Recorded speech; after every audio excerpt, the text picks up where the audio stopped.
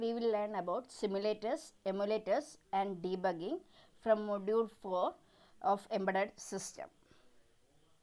Simulators and emulators are two important tools used in embedded system development. Simulator is a software tool used for simulating the various conditions for checking the functionality of the application firmware. The Integrated Development Environment IDE will be providing simulator support, and they help in debugging the firmware for checking its required functionality. Simulator refers to a soft model or GUI model of the embedded product. Example of a simulator is soft phone. What are the features of simulator based debugging? Purely software based, doesn't require a real target system, very primitive, that is lack of featured IO support. Everything is a simulated one. Fourth point is lack of real time behavior. So simulator simulate the target hardware and firmware execution can be simulated using simulators. The advantages of simulator based debugging. First one, no need for original target board. Already said that is purely software oriented and IDE simulate the target board. So real hardware is not needed. So after we finalize the device interfaces and memory back, we can directly start this program, and that will develop the or save the development time. Second point is simulate IO peripherals. Simulator provides the option to simulate various IO peripherals. Using simulators, IO support, you can edit the values for IO registers and can be used as a input output values in the firmware execution. Hence, it eliminates the need for connecting IO devices for debugging the firmware.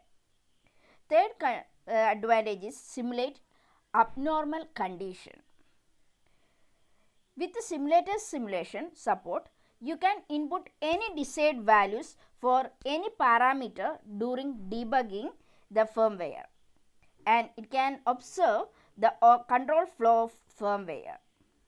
It really helps the developer in simulating abnormal conditional operational environment for firmware and help the firmware developer to study the behavior of the firmware under abnormal input condition. There are mainly two limitations are the deviation from real behavior. That means simulator based firmware debugging is always carried out in a developer environment, in which the developer may not be able to debug the firmware under all possible combinations of input. Under certain operating condition, we may get some particular result, and it need not be the same when the firmware runs in production environment. There is we are expecting some values that is deviated from the real behavior. Then lack of real timeness. The major limitation of the simulator based debugging is that it is not real time in behavior. The debugging is developer driven.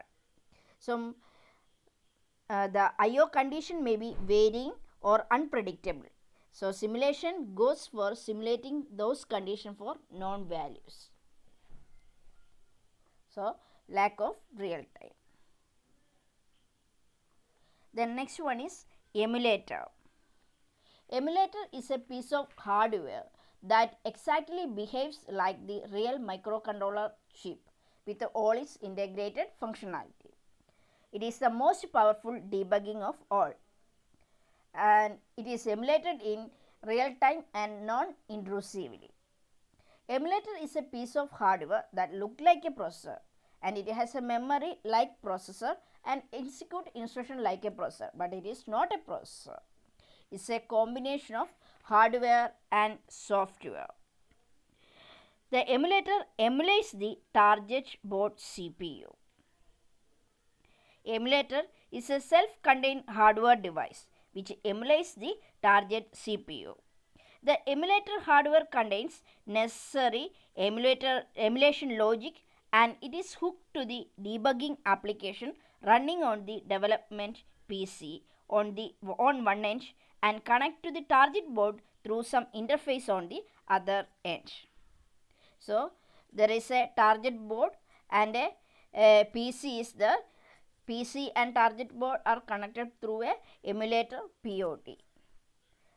And the advantage is that we can probe points of the circuit that are not accessible inside a chip. The emulator containing the following functional circuit. The emulator control logic is the logic circuit used for implementing complex hardware breakpoints, trace buffer trigger detection, and trace buffer control, etc. Is used for implementing logic analyzer functions in advanced emulator devices. The emulator device is a replica of target CPU. It receives various signals from the target board through a device adapter connected to the target board, and it performs the execution of firmware under the control of the debug commands from the debug application.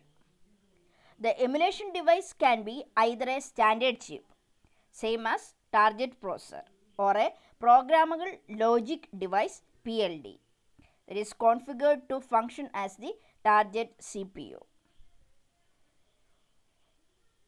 If a standard chip is used as an emulation device, the emulation will provide real-time execution behavior. The next one is emulation memory. It is the random access memory incorporated in the emulator device. It acts as a replacement to the target board's EEPROM, where the code is supposed to be downloaded after each firmware modification. Hence, the original EEPROM memory is emulated by the RAM of emulator. This is known as ROM emulation. ROM emulation eliminates the hassles of ROM burning, and it offers the benefit of infinite number of reprogramming. That is, if there are any after any modification, firmware modification, the code is supposed to be downloaded and it is stored in EEPROM. So emulation memory is also act as a trace buffer in debugging. The trace buffer is a memory pool holding the instruction executed, registers modified, related data by the processor while debugging. The trace buffer size is emulator dependent, and trace buffer hold the recent trace information when the buffer overflows. The sum of the features of trace buffer memory and trace buffer data are given. Trace buffer record the cache bus cycle in frames, and it can also record signals from the target board and can done on the basis of a trace trigger, and buffering can be done on the basis of a trace trigger. Then trace data can be viewed in a debugger application such as assembly or source code, and it is useful for information in the firmware debugging. The next is device adapters. It acts as an interface between the target board and the emulator POD. The emulator POD forms the heart of any emulator system, and the device adapters are normally pin-to-pin compatible sockets which can be inserted or plugged into the target board for routing the various signals from the pin assigned for the target processor. The device adapter is usually connected to the emulator board using ribbon cables. Adapter type varies depending on the target processor's chip package. Some of the adapters are DIP, PLCC. Then next is debugger. Debugging is in an embedded application is the process of diagnosing the firmware execution, monitoring the target processor's registers and memory while the firmware is running. Debugging is classified into two types, hardware debugging and firmware debugging. Hardware debugging is the monitoring of various bus signals and checking the status line of the target hardware. The various hardware debugging tools used in embedded product development are magnifying glass, that is lens, multimeter, digital CRO, logic analyzer and function generators. Next is firmware debugging. Examining the firmware execution flow and changes to various CPU registers and status register on the execution of firmware to ensure that the firmware is running as per the design. Firmware debugging means we are checking the firmware execution and its flows and the values changed in CPU registers and status register to ensure that firmware is running as per the design. In the case of hardware, we are checking the bus signals and status lines of the target hardware using some CROs, function generator, etc. Then debugger is a special program used to find errors or bugs in other programs. The debugger allows a programmer to stop a program at any point and examine and change the values of the variables. There are two modes of operations are the full and partial simulations. If when a program crashes or reaches a preset condition, then debugger shows the position in the original code where a crash occurred. Then that if it is a source level debugger or a symbolic debugger, that is, if a source level debugger or a symbolic debugger is used, then it will shows the original code or position in the original code where the crashes occur. Then there are different debugging techniques are there. Mainly there are 5 techniques are there. First one, incremental EEPROM burning technique, inline breakpoint based firmware debugging, monitor program based firmware debugging, in circuit emulator ICE based firmware debugging, on chip firmware debugging. The incremental EEPROM burning technique. It is the most primitive type of firmware debugging technique where the code is separated into different functional code units. Instead of burning the entire code into the EEPROM chip at once, the code is burned in an incremental order. Here, code is burned into an incremental order, and the code corresponding to all functionalities are separately coded, cross-compiled and burned into the chip one by one. And here we are using a LED or buzzer to indicate correct functioning. It is a time consuming process, or it's also a one-time process, and once you test the firmware in an incremental model, you can go for mass production. And it is mainly adopted for small and simple system development and in product development where time is not a big constraint. It is also very useful in product development environment where no other debug tools are available. Second one is inline breakpoint based firmware debugging. And inline breakpoint based debugging is another primitive method of firmware debugging. Here inline debug code is inserted within the firmware at a point where we want to ensure the correct execution. Here we are using a debug code is printf function and view the debug code generated data on the hyper terminal. This is an example. Then here it is a inline breakpoint based firmware debugging with hyper terminal. This is hyper terminal and this is the program. Wherever we require or check the correction, then we are inserting the debug code. Here printf, using the printf statement, starting configuration. ഇപ്പോൾ ഈ programme ഇവിടെ correct ആണെന്നുണ്ടെങ്കിൽ that statement will be displayed on the hyper terminal. അപ്പോൾ firmware error free ആണെങ്കിൽ ആ execution പ്രോപ്പറായിട്ട് നടക്കും. അപ്പം എവിടെയാണോ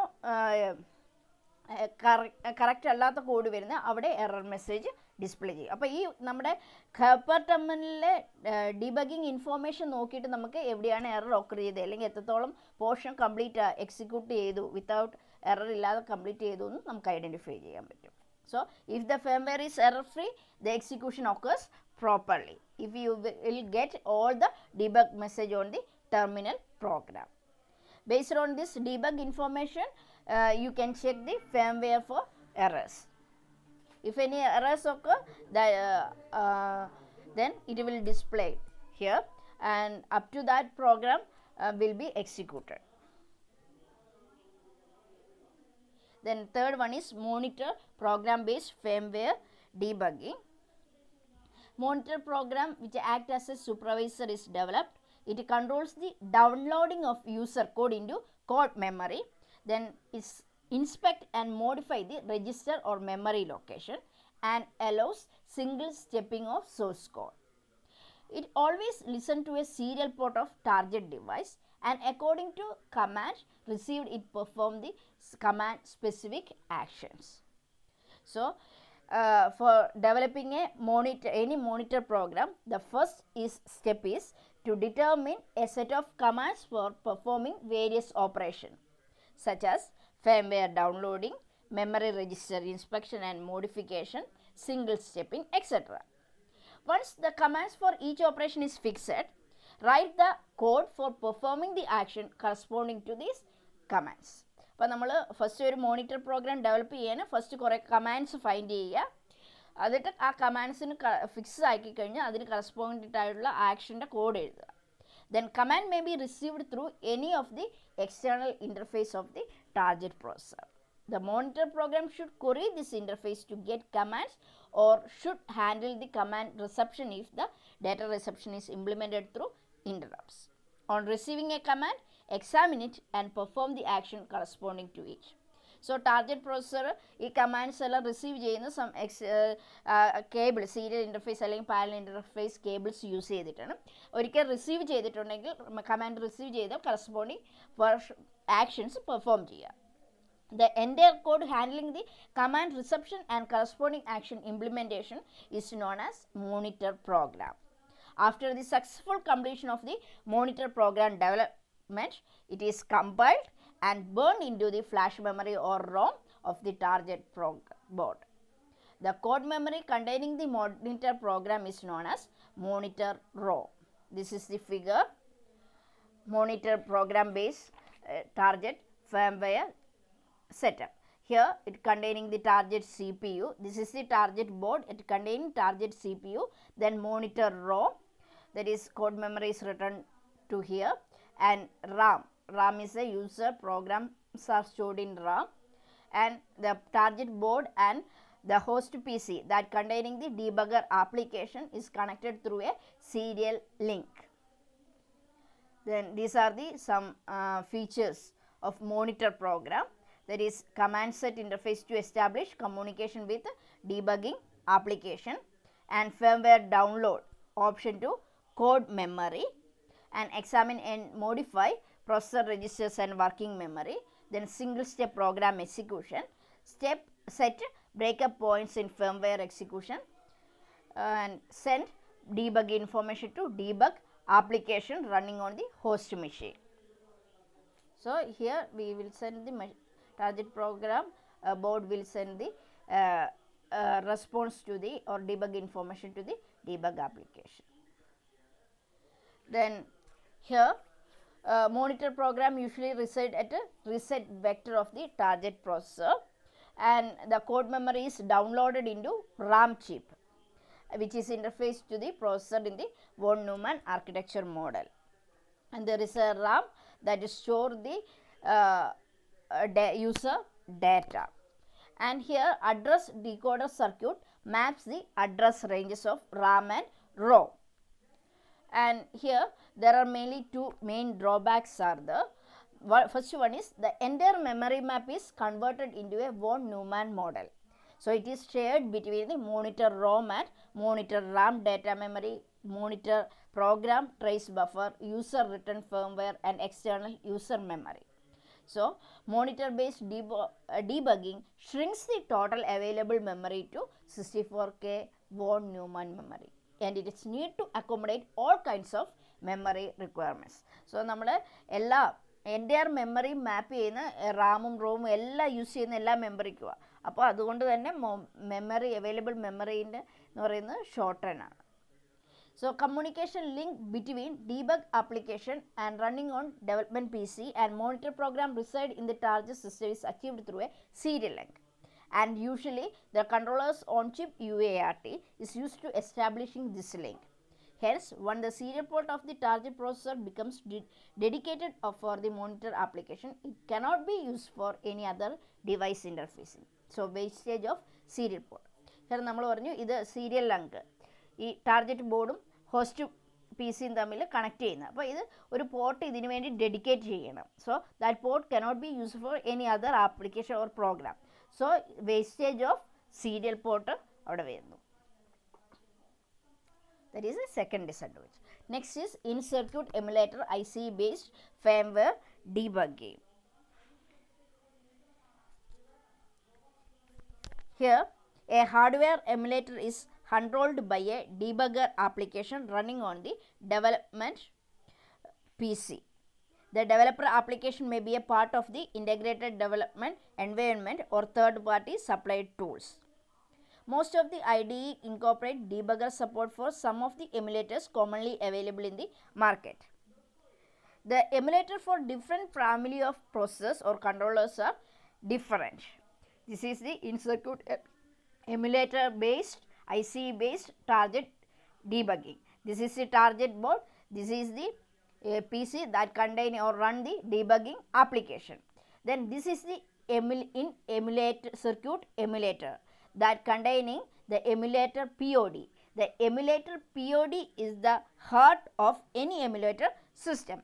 It containing 4 functional units: emulator device, emulation memory, emulator control logic, and device adapters. And this in-circuit emulator POD and the debugger applications are connected through a USB serial cable, and the emulator POD and the target board are connected through a device adapter or a target board interfaces.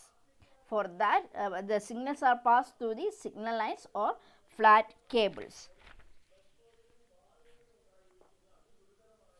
So, the emulator usually combines the entire emulation control logic and emulation device in a single board. Then they are known as debug board modules, DMS. There are emulator design support emulation of a variety of target processors. Here the emulator hardware is partitioned into 2: base terminal and probe card. The base terminal containing all the emulator hardware and emulation control logic except the emulation chip, that is target board CPU. The bus terminal is connected to the development PC for establishing the communication with the debug application. So, the emulation chip is mounted on a separate PCB and it is connected to the base terminal through a ribbon cable. But in the probe card, the probe card board contains the device adapter sockets to plug the board into the target development board. The board containing the emulation chip is known as probe card. For emulating different target CPUs, the probe card will be different, but the base terminal remains the same. Then fifth one is on-chip firmware debugging. All processors incorporate built-in debug modules called on-chip debug support. On-chip debug facilities integrated to the processor or controller are chip vendor dependent, such as proprietary technologies like background debug module, and some vendors add on chip software debug support through JTAG, Joint Test Action Group PROT. So, processors and controllers with OCD support incorporate a dedicated debug module to the existing architecture. Usually, on-chip debugger provides to set symbol breakpoints, query the internal state of the chip and single step through code. An OCD module implements dedicated registers for controlling the debugging, and it is also use OCD enable bit to enable the on-chip debugger. And there are two common interfaces used to communicate between the debug application running on the development PC and OCD module of target CPU. They are BDM and JTAG. BDM, background debug mode interface, is a proprietary on-chip debug solution from Motorola. It defines the communication interface between the chip's resident debug code and host PC, and it uses 10 or 26 pin connector to connect the target board. There are mainly three signals are there: serial ID, data in DSI, serial data out DSO, and serial clock DSLR. Serial data in means it send a debug command serially to the target processor from the remote debugger application. Serial data out means sends the debug response to the debugger from the processor. And serial clock is used for synchronizing serial transmission. And here debugging is controlled by some debug commands. Its width is 17 bit. From this, 16 bit is used for representing the command and 1 bit is used for status or control. Then second interface is JTAG, is containing a built-in JTAG port for communicating with the remote debugger application. The main signals used are test data in TDI. It's used for sending debug commands serially from remote debugger to target process, and test data out TDO is used for transmit debug response to the remote debugger from the target CPU, and clock is used for synchronizing the serial data transfer, and for setting mode of testing we are using test mode select, and another optional signal line is used for resetting the target CPU is test reset TRST. This is the end of today's section.